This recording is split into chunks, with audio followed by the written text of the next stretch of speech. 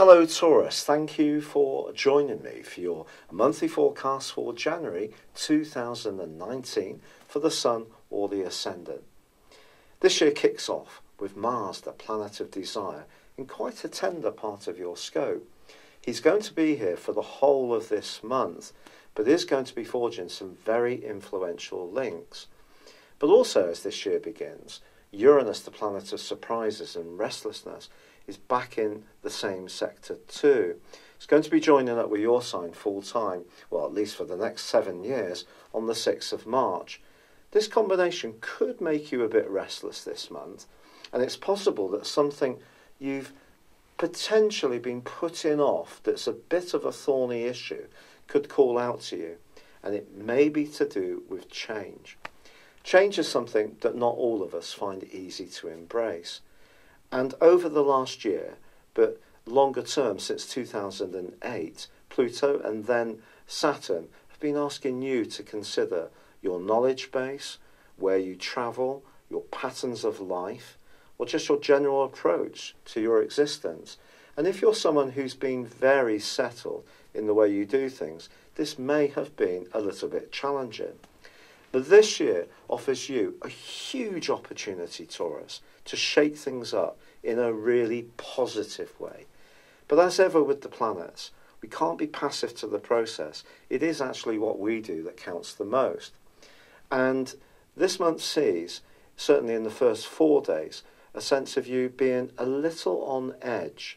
But once Mercury moves on the 5th into the sign of Capricorn and your sister Earth sign, I do feel that you're going to start to get the feel for what this month can bring. Not least because on the 6th, there is a sparkling solar eclipse. This solar eclipse is quite potentially a very serious one and provides energy over the next 6 months, which requires you to think very carefully about any changes you may make.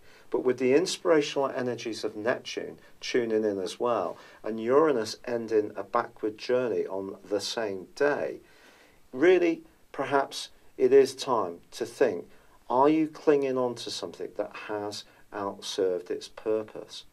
Sometimes, in doing so, we're doing for the right laudable reasons. For example, we may feel a sense of loyalty towards an employer, a job.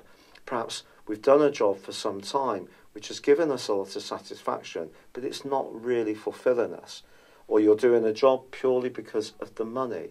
Or maybe there's a health approach to your life, such as smoking, or drinking a bit too much, or hitting the calorific goodies that you know you should really liberate yourself from. Or is it a relationship or a mentality that needs to be opened up to new vistas? Because that's what this year is about. There are going to be 3 eclipses in the sign of Capricorn.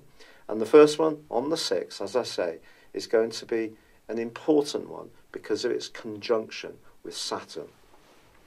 Now, Saturn can be about obstacles. It can also be about limitation. It can also be about the structure of situations. So I think you're being asked to open up your thinking to how you can change things, but in a way you feel safe and comfortable with. In other words, go at your own pace. But staying exactly as you are in every facet of your life may not be an option. However, the first 8 days of this year do see Venus, your ruler, in your sector of relating, which is a great portent for the whole of 2019. But then it does move into the sign of Sagittarius. Now, already in this location, we have the expansive energies of Jupiter, but from the 9th through to the end of the month, Venus forges a beautiful angle to Mars. So although Mars could have the potential to stir up some murky past situations, perhaps unresolved angers, it could also bring someone back into your life, this aspect, someone who can be thoroughly good for you, and it could be linked to a romantic situation. With Venus and Mars in such a beautiful alliance for the rest of this month, you may find yourself checking out where someone's up to. You might want to do this discreetly, take soundings, talk to your most trusted confidants, but you're wanting to get to a deeper level of understanding when it comes to your closest, most intimate relationships. However, that's not the end of the good news this month by any means, because there is from the 19th a fantastic connection between Venus and Jupiter. This can be particularly fortunate for you. So if you're wanting to make progress around a business or being more entrepreneurial or a shared asset or perhaps to do with property, then there really is progress to be made in the last 10 days of this month. But there's more than this, because Mars and Jupiter are also forging a great link too. Now Jupiter, along with Venus, in that very deep, passionate 8th house, suggests you may be more in the mood to be a bit more risk-taking, even if there is that side of you that can, just intuitively, be a little bit safety first.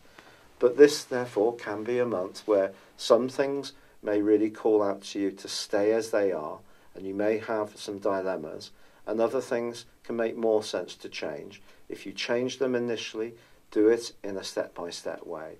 But then I think that gust of energy that's going to come from Mars and Jupiter can be really quite compelling and almost prove irresistible in terms of making some alterations.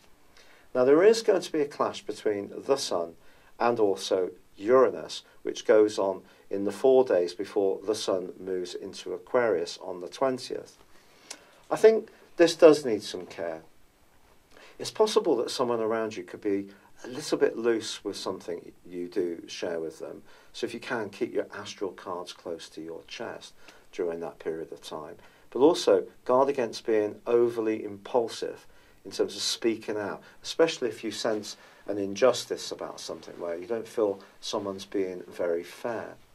On the 20th, the Sun relocates back into the sign of Aquarius.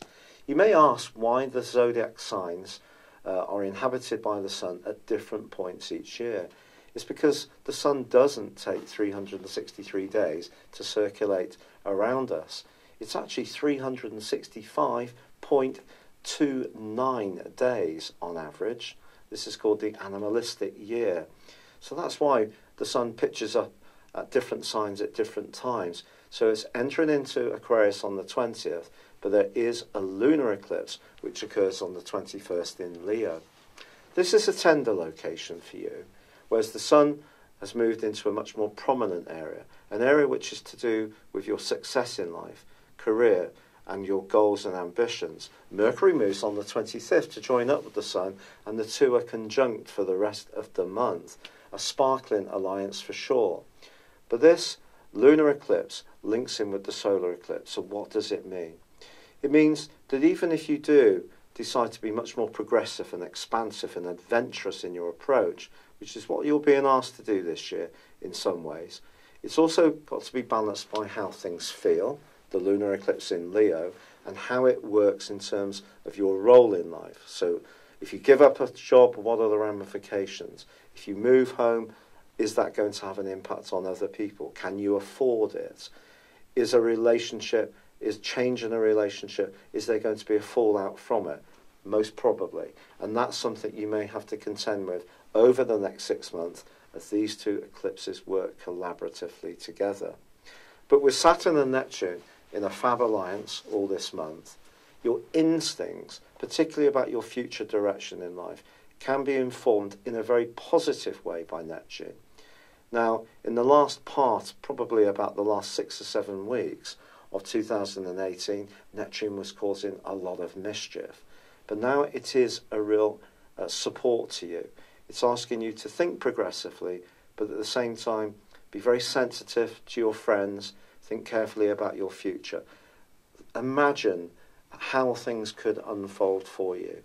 So if you can do this, be thorough, do your research, think of the practicalities, which you're very good at doing, yet at the same time, give yourself permission to reimagine how your life could be if you did take your courage in your hands and really make some significant alterations.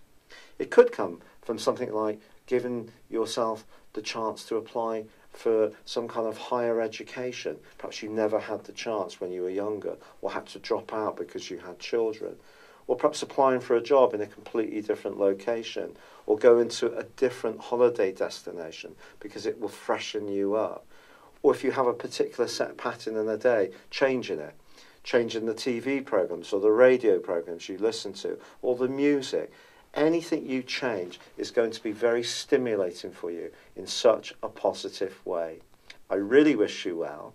If you'd like to know what your personal year 2019 forecast holds for you, based on your time, date and place of birth, please see the link beneath this video to order yours. It will be totally unique to you. But for now, I'd love it if you would like or comment on this video, or if you've yet to do so, please do subscribe to this channel. Thank you. Hello, thank you so much for watching my video. I'd love you to join me at my Horoscope Ace app. You can find this at www.horoscope-ace.com.